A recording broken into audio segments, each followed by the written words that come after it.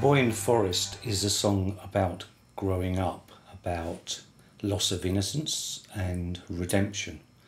Forests are something that's been used in literature for a long time, even like Grimm's fairy tales, to represent the unconscious. And for me, they're very important places. I grew up in the forest or around the forest, and it's still somewhere I go frequently to think and reflect.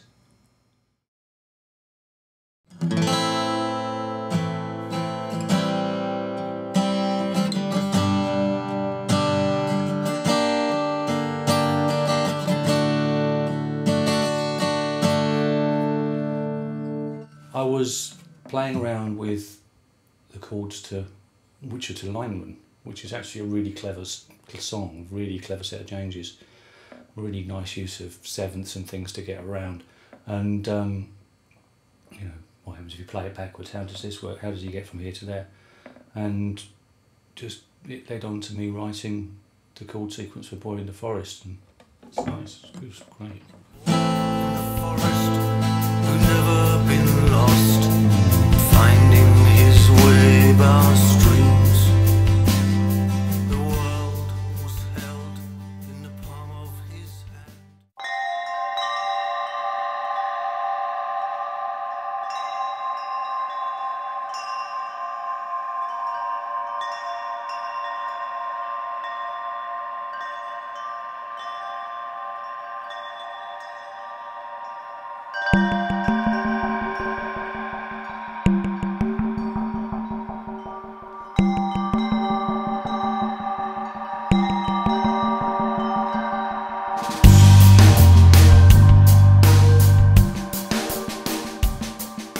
I dreamt there was a word that meant exactly what I mean, but when I woke it was only that, just a dream.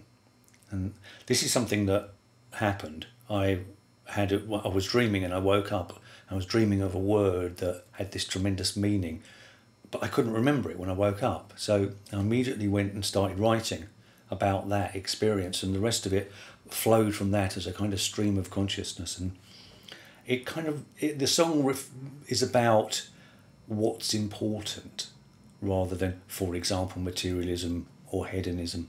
It's also rather resonant of the process of making the album itself.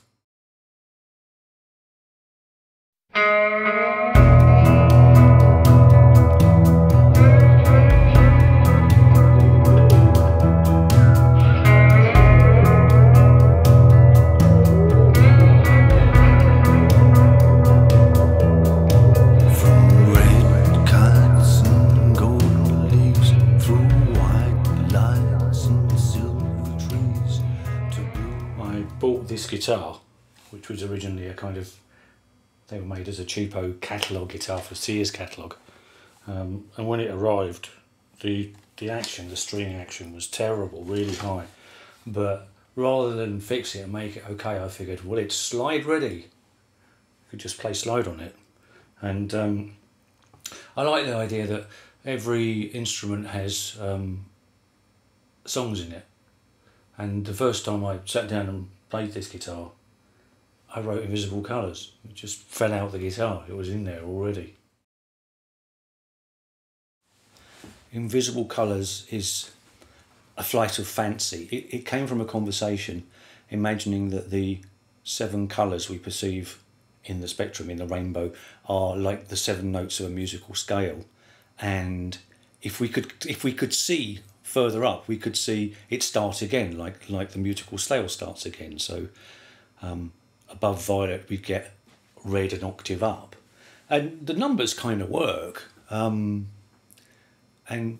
maybe that's exactly how it is for animals that can see higher up. Who knows? So it was just a bit of fun around that. It also makes allusions to synesthesia. Syd Barrett was synesthesic, which, if you look at his lyrics, it makes a lot of sense that that was the case.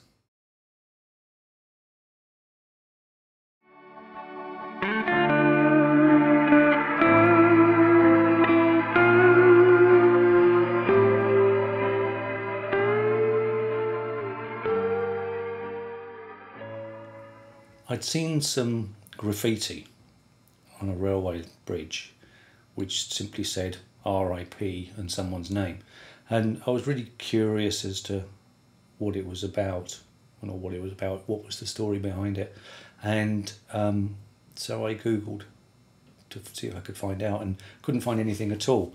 And it struck me as this poignancy about the fact that we just can't know these things, and we're so used to being able to know everything just by looking it up on Google that it was quite, and it's such a big thing, it was very poignant. And every line in the song is a piece of graffiti that either I've seen or I've heard about, or ironically that I found looking on Google Images for graffiti, all of which are without explanation. And I just liked that strange big question mark just hanging there.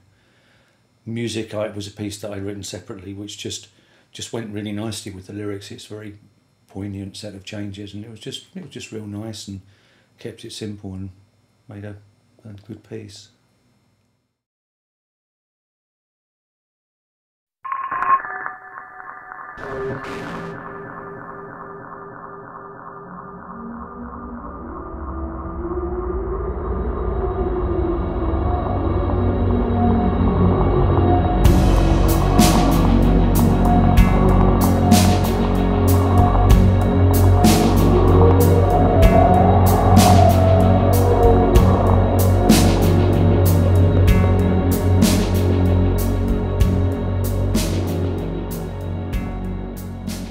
Woman at the Fountain makes perfect sense if you've read this book, which is Mobius Dick by Andrew Crummy. Great book. I finished reading the book and immediately went and started writing about the story. And normally when I write, I separate out content and form, so I get all the ideas down and then I arrange it into a form that scans correctly and things like that. Whereas with this, because the book is about very chaotic things, I deliberately wrote it in a very ordered fashion as a kind of mental exercise, and so just started at the beginning and worked my way through, which is, I suppose, like keeping the ratio of order and chaos as a constant.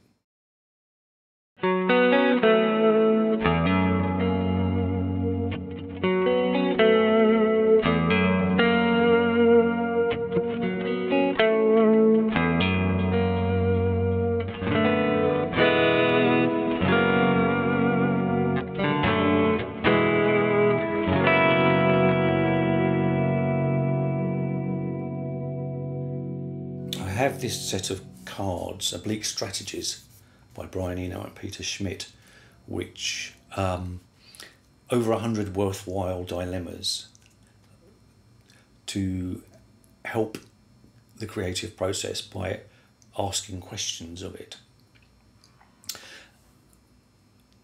This song I'd originally written the music as an electric guitar figure. I drew a card during the process of putting the music together which said, "Abandon normal instruments." You can interpret that how you like, and you could say that to interpret that by only use elastic bands and saucepans, but I just took it as meaning abandon that guitar riff. Don't use that guitar riff. Don't use the instrument. So I did it on acoustic guitar with slide guitar to provide the decoration, and it just put me in a new direction that I think really worked.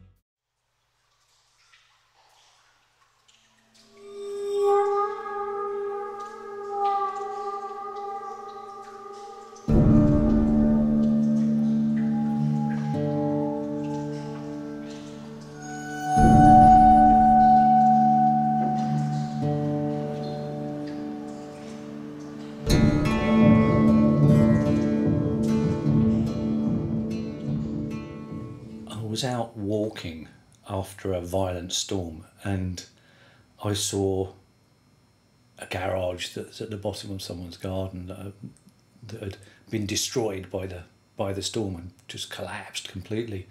And when I saw it, in my head I said it all came crashing down in kind of a Tom Waits voice, and I thought, oh, I like that, and wrote the song from there.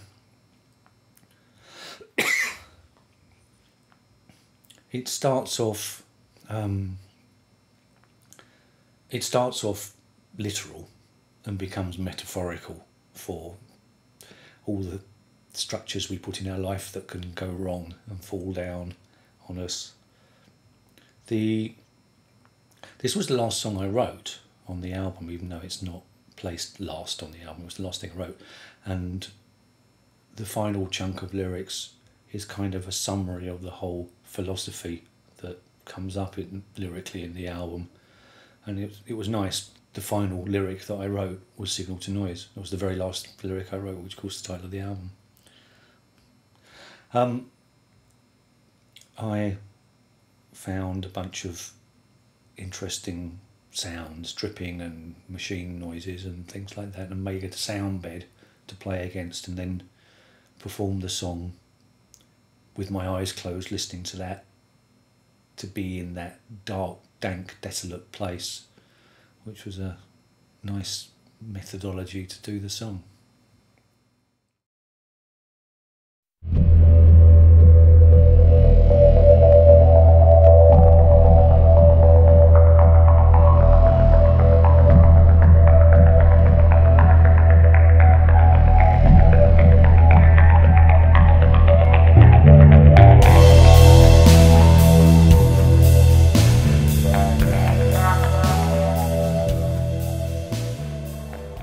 Brownie in Motion has a kind of dice man idea to it.